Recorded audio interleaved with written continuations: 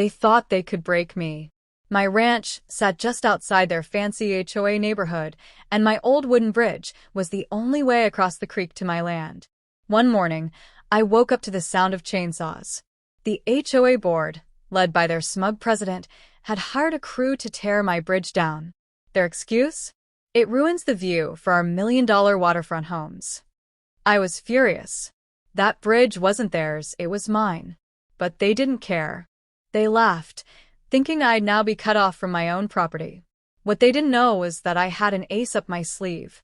You see, my grandfather had bought the water rights to the entire creek decades ago, which meant the HOA's pristine lake wasn't theirs either. It was mine to control. So instead of arguing, I went to the county office, pulled the deed, and bought the old dam upstream. A week later, I turned the wheel and slowly drained the lake. The HOA's $7 million waterfront mansions were no longer waterfront. Their shiny boats sat on cracked mud. Their property values tanked overnight. And the same people who had laughed at me were now panicking, begging for their lake back.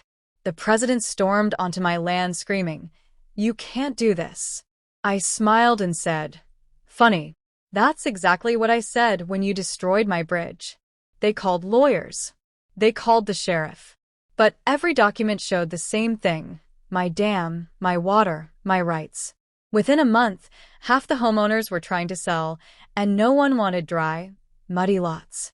The bridge they destroyed cost me a few planks of wood. But draining their lake? That cost them millions. Karma doesn't always come fast, but when it does, it floods, or in this case, drains.